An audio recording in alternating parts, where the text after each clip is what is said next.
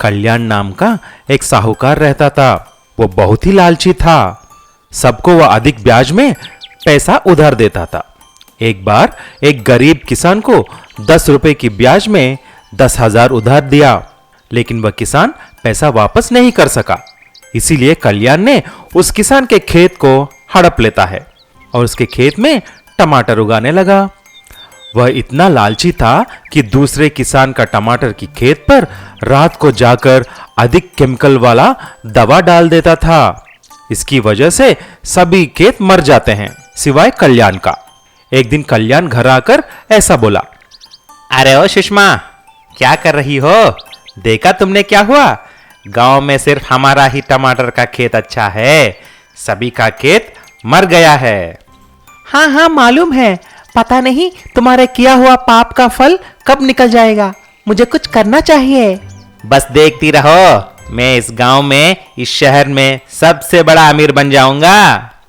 ऐसा बोलकर सारा टमाटर लेकर वह बाजार लेके जाता है और उसे बेच डालता है। बहुत सारा पैसा उसको मिलता है। घर आकर देखा तो उसका पत्नी सुषमा कल्याण की पापों को मिटाने के लिए हिमालय से आए हुए एक बड़े से बाबा को घर में बुलाकर उसे खाना खिलाती है।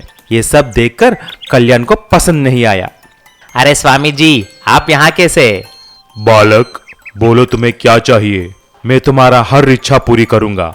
स्वामी जी, मुझे इस शहर में सबसे बड़ा आदमी बनना है। तथास्तु, ठीक है, आज से तुम्हारा हर एक चीज अधिक हो जाएगा। अगले दिन जाकर देखा तो उसके खेत में सिर्फ एक टमाटर है, लेकिन वो टमाटर बहुत बड़ा विशाल टमाटर है। ये देखकर कल्याण चौंक जाता है। वह इतना बड़ा था कि उसको ट्रक में डालने के लिए एक क्रेन की इस्तेमाल करनी पड़ी। उसे ट्रक में लेकर बाजार लेके गया, लेकिन उस विशाल टमाटर को कोई नहीं खरीदता। उसे लेकर दूसरे गांव को भी लेके गया, लेकिन कुछ फायदा नहीं हुआ। उदास होकर वापस घर आकर देखा तो उसका घर बड़ा हो गया था। उसके पास पैसे के नोट भी बड़े हो गए थे। कुर्सी और अलमारा सारे बहुत बड़े हो गए थे। तभी उसको पता चलता है कि यह सब स्वामी जी की जादू है। तब वो स्वामी जी के तलाश में निकल जाता है। स्वामी जी, मुझे क्षमा कर दीजिए, मैं लालच में आकर बहुत बड़ा अपकार किया है, सबको धोखा दिया है। अब मुझे सबक मिल गया है, दया करके मेरी सारी चीज छोटा कर दीजिए।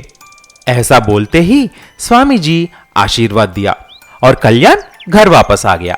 आकर देखा तो सारी चीजें छोटी हो गई। उसके खेत में टमाटर भी छोटा हो गया।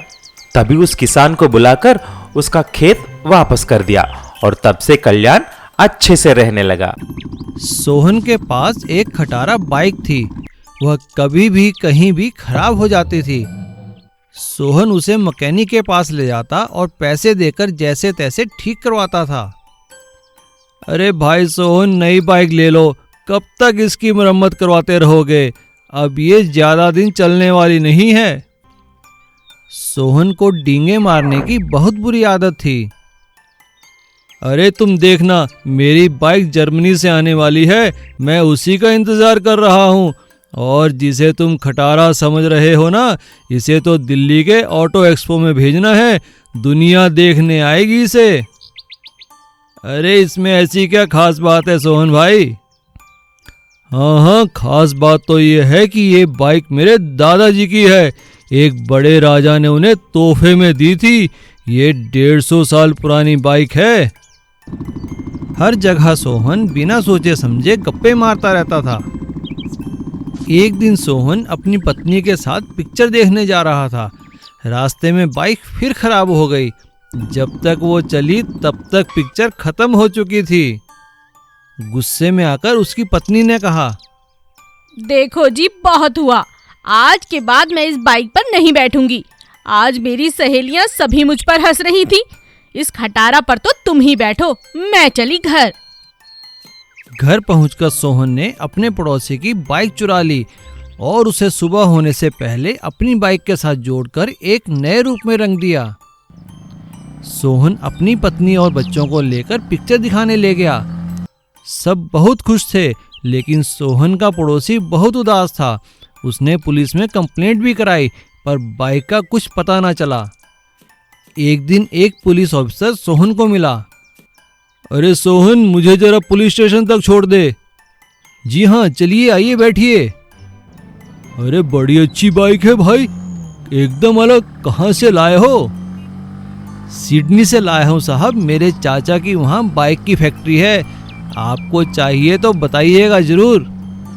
सोहन की बातों पर अफसर को शक हुआ। अरे आओ सोहन, बैठो, तुम्हें चाय पिलाते हैं। सोहन खुश हो गया और अफसर के इशारे पर उसकी बाइक की तलाशी हुई और पता चला कि ये तो चोरी की बाइक है।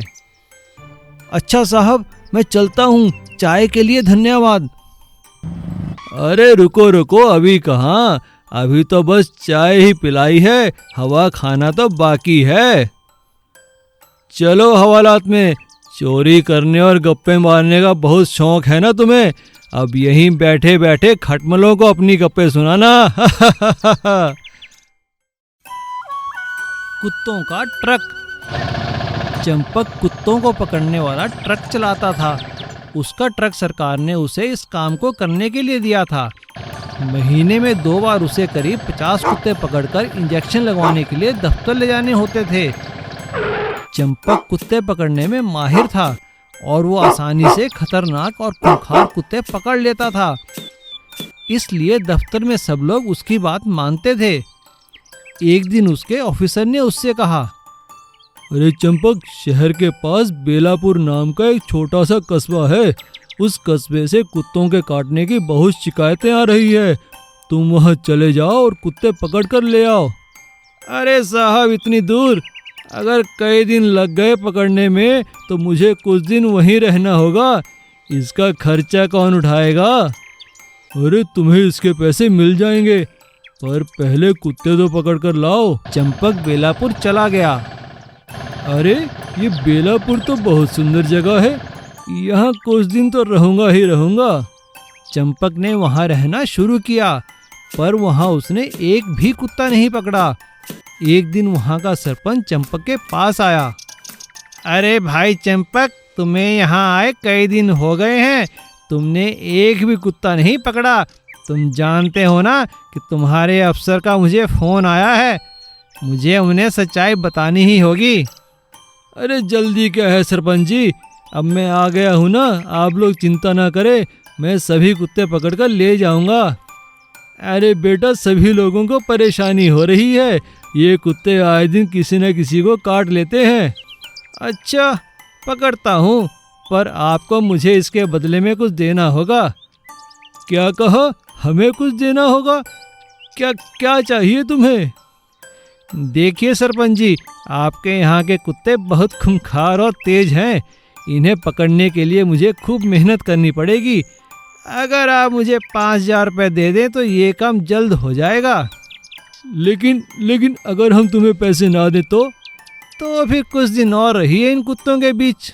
अच्छा तो ठीक है, मैं कल सुबह तुम्हें पैसे दे दूंगा, लेकिन तुम्हें कल ही कुत्ते पकड़ने होंगे। अगले दिन सुबह ही सरपंच चंपक के पास आ गया। आइए आइए सरपंच जी, पैसे लाए हैं ना? हाँ लाया हूँ, लेकिन देगा कोई और ही। अरे कोई भी दे, मुझे तो बस पैसों से मतलब है। तभी चंपक का अफसर वहाँ आ गया और उसने चंपक की खूब डांट लगाई। चंपक, ये लालच में पड़कर तुमने जो काम किया है, इसके लिए मैं तुम्हें नौकरी से निकाल सकता हूँ। हमें एक और आदमी मिल गया है जो कुत्ते पकड़ने में तुमसे भी ज्यादा तेज है। साहब मुझे माफ कर दीजिए, मैं आइंदा कभी रिश्वत नहीं मांगूंगा। और चंपक ईमानदारी से अपने काम करने में लग गया। सुपर बाइक वाला चोर। चंदनगढ़ के लोग आए दिन होने वाली चोरियों से परेशान थे। एक चोर उनके घरों से, दुकानों से सामान चोरी करके ले जाता था। कई बार तो रास्ते में चलते हुए बैग व पर्स भी छीन कर ले जाता था। सभी लोग जानते थे कि वह धर्मू है, जो कि एक सुपर बाइक पर हवा की तरह आता है और चोरी करके हवा की तरह चला जाता है। अरे अपना पर्स बगल में दबा कर चलो, पता नहीं कब सुपर चोर आए और तुम्हारा पर्स छीन कर ले जाए। फिर तो मैं गले का हार उतार कर भी पर्स में रख देती हूँ। वह औरत अभी हार उतार कर पर्स में रख ही रही होती है, तभी बाइक पर धर्मू आता है और कब उसके गले से हार छीन कर ले जाता है उन्हें पता भी नहीं चलता। वह दोनों बस शोर मचाते रह गए, चोर चोर पकड़ो, चोर चोर। चंदनगढ़ की पुलिस भी सुपर बाइक वाले चोर से परेशान थी। बसंत कुमार वहां के नए एसपी बनकर आए थे। तुम लोगों को शर्म आनी चाहिए, एक चोर पूरे इलाके में चोरियां कर रहा है और तुम उसे पकड़ भी नहीं पा रहे। क्या करें सर, हमारे पास खटारा गाड़ियां हैं, जब तक वो चोरी करके निकल जाता है तब तक तो यह स्टार्ट भी नहीं होती। अपनी पुलिस टीम की यह बात सुनकर एसपी कुमार पुलिस डिपार्टमेंट से तेज भागने वाली जीप और मोटरसाइकिलें इशू करवाते हैं। एक दिन पुलिस को पता चलता है कि धर्मू गांव के मंदिर से सोना चुराने वाला है। वह लोग मंदिर आने जाने वाले सभी रास्तों की नाकाबंदी कर देते हैं। तभी धर्मू हवा की तरफ बाइक पर आता है और मंदिर से सोना चुराकर भागने लगता है। पुलिस वाले उसकी नई जीप और मोटरसाइकिल से पीछा करते हैं और आगे रास्ता रोक देते हैं। नाकाबंदी देखकर धर्मू अपनी बाइक का एक बटन दबाता है और उसकी बाइक हवा में उड़ने लगती है और पुलिस की नाकेबंदी को पार करके गायब हो जाती है। धर्मू हवा में उड़ता हुआ कहता है, क्या हुआ एसपी, मुझे पकड़ना चाहते हो? आओ आओ, पकड़ो पकड़ो, मुझे पकड़ने के लिए तुम्हें 7 जन्म लगेंगे। यह देखकर एसपी वसंत कुमार अपना सिर पकड़ लेते हैं और मन ही मन कहते हैं, मुझे सुपर चोर को पकड़ने का कोई उपाय करना होगा। कुछ दिनों बाद वह उसे फंसाने के लिए चंदनगढ़ में एक गहनों की एग्जीबिशन लगवाते हैं। एग्जीबिशन के बीचों बीच एक कीमती हीरा रख देते हैं। सुपर चोर धर्मू को जब यह पता लगता है तब वह उस हीरे को चुराने के लिए एग्जीबिशन में आता है, लेकिन जैसे ही वह हीरा लेकर जाने लगता है उसकी बाइक जमीन पर चिपक जाती है। वह हैरान हो जाता है, अरे यह क्या हो गया, मेरी बाइक चल क्यों नहीं रही? तभी वह उड़ने वाला बटन दबाता है, लेकिन उसकी बाइक उड़ती भी नहीं। तभी चारों तरफ से उसे पुलिस घेर लेती है और एसपी वसंत कुमार उससे कहते हैं, बच्चू, अगर तेरे पास सुपर बाइक है तो हमारे पास सुपर ग्लू है। यह हीरा तो तुझे फंसाने के लिए रखा था, इसके चारों ओर मैंने सुपर ग्लू बिछा दिया था जिससे तेरी बाइक चिपक गई है। और इस तरह एसपी वसंत कुमार की सूझबूझ से सुपर बाइक चोर धर्मू को पुलिस पकड़ लेती है और उसके द्वारा चुराया गया सारा सामान बरामद कर लोगों को वापस कर देती है।